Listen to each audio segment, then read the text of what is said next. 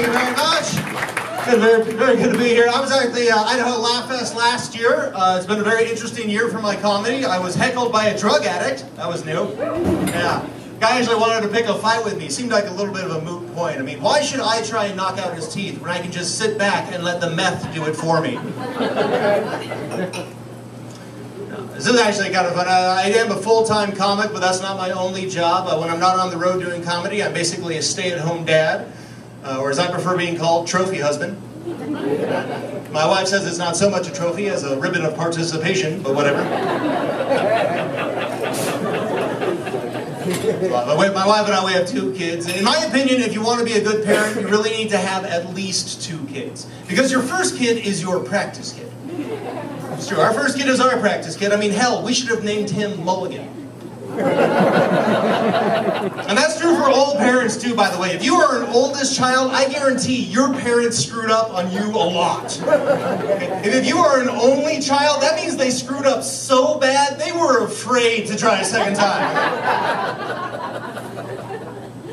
I have noticed some differences with the second kid, especially because our first kid is a boy and now we have a girl. That's a little bit different. My daughter just celebrated her 1-year wedding or birthday. Better not be a wedding. What are we, Mormon? Celebrated her birthday. My mother-in-law decided to give my daughter this cute little gift for her birthday. It was this onesie that said, "Does this diaper make my butt look fat?" Yeah, she got my daughter a gag gift for her birthday. You know, I'm a comic, I can't be one up, so I bought my mother-in-law the matching t-shirt. She doesn't want to wear it. I am happily married. My wife and I have been married a little over 5 years. I was a little bit nervous about getting married because a lot of people are cynical about it these days.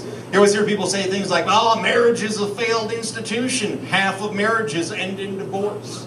And we've all heard that statistic. This is the part you have never heard, though. 80% of people who get married in this country today will never, I repeat, never get a divorce. The only reason the divorce rate is so high is because people who do get divorced, on average, will get divorced 3 or more times in their life. Do you understand? So it's not that marriage is a failed institution, it's just that some people really suck at it. And they're screwing up the curve, do you understand? And by the way, I'm not saying that if you've been divorced that means you're a bad person or anything. I'm just saying if you've been divorced 3, 4, 5 times, maybe it's you. Maybe you're the asshole. That's all I'm saying. I'm not worried about me and my wife getting a divorce. We have a great marriage, and that's because we're very compatible with each other. I think that's the secret to a good marriage, compatibility. Now, for example, my wife really likes to talk after sex.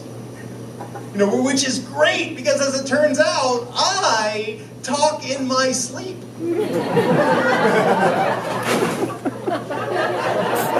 Some of you will get that later. It's okay. Actually, my wife and I have a great love life. This is true. Like I said, we just celebrated our 5-year wedding anniversary this last year. And then my wife, on the anniversary, my wife said something to me that I thought was really sweet. This is true. She said, "Every time we make love, it's just like our first time." Which means I haven't gotten any better.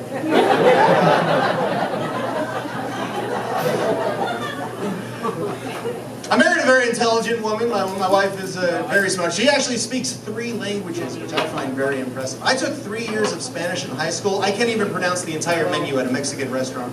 I feel like an idiot talking to the waiter like, "Yes, I would like the quesadilla. Could I get that with extra cheese? Mucho el chizo? Gracias."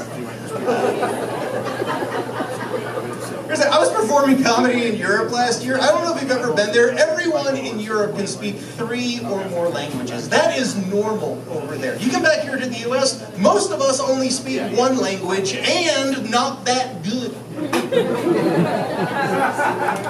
Not enough of you got that joke. It's kind of scary. And here's the thing, by the way, the language that we do speak is not English, okay? I have been to England. We sound nothing like those people. They like to to say in England that they speak English and we speak American. Apparently American is English minus things like big words and proper grammar. And it really is different too. Like watch BBC News sometimes. It's so much more sophisticated sounding than CNN. They'll have a reporter on the front line of the war somewhere. The guy will just be standing out there in the middle of a battlefield and be like, "It appears the alliance of rebels have been able to fortify their position in this latest military offensive. From our current perspective, we are witness to the sounds of continuous ammunitions fire." Like 5 feet away is the CNN guy, like, "We can hear a lot of gunshots, Wolf." Back to y'all.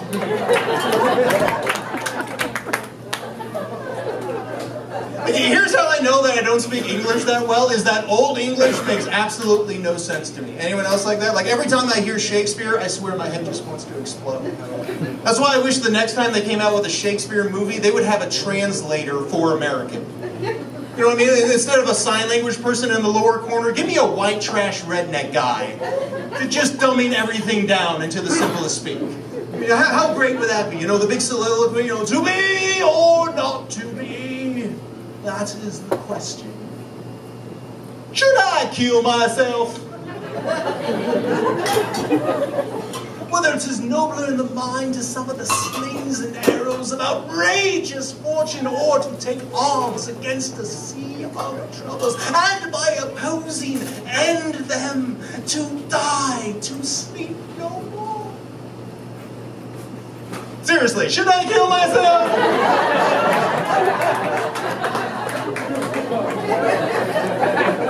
I'd watch that. So I live here in Idaho, but I'm not a native of the state. I'm actually originally from Alaska. That is where I was born. That is where I grew up. For those of you who are wondering why I don't look like an Eskimo, it is because you are racist. I know, in Idaho, what are the odds? And, you'd be amazed how often I get that comment, though. People are always like, "You're really from Alaska? Wow, you're pale for an Eskimo."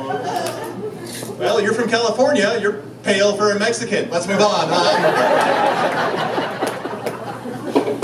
And then, of course, there are Eskimos in Alaska. In fact, the first girlfriend I ever had growing up was actually half Eskimo. That was actually kind of cool. Like on her first date, she took me out clubbing. We ended up killing 2 seals. People can groan if you want to. In Alaska, that counts as third base. I'll tell you that right now. Okay, I was this close to getting in her mucklucks. I was just happy to have a girlfriend growing up in Alaska. Here's a fun fact about that state. Alaska has the biggest gender gap of anywhere else in the entire world. This is true. In Alaska, men outnumber women by almost 2 to 1. Women up there even have a saying about it. They like to say, in Alaska, the odds are good, but the goods are odd. It's not even a joke, that's what they say. But the men have their own saying, of course. It's in Alaska, your chances are slim, and the women, not so much. You know, a lot of people ask me what part of Alaska I grew up in, and I always have to explain I grew up in a small town in the middle of the state. So basically, if you imagine that my hand is Alaska, I grew up right about there. Okay, and that, by the way, is Alaska's gang symbol. It's the same way how people from Michigan go, Michigan, and people from Idaho go, Idaho.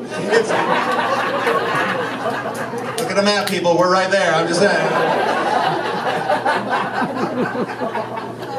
But the thing is, like, people from Alaska really aren't that much different from people from Idaho. They're like, a lot of Alaskans, if you want to know, are pretty much just rednecks, but of the extreme north. That's what they. You want to know why they have dog sled racing in Alaska? Well, that is what rednecks do when it is too cold for NASCAR.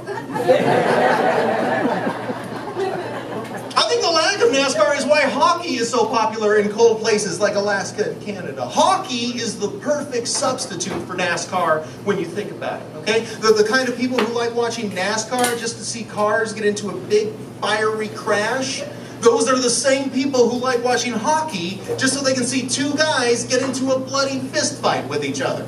Right, look at a hockey rink. It's covered with ads, just like the cars are in NASCAR. The only difference between the two sports is that in hockey, the players have mullets and are missing teeth, and in NASCAR, those are the fans.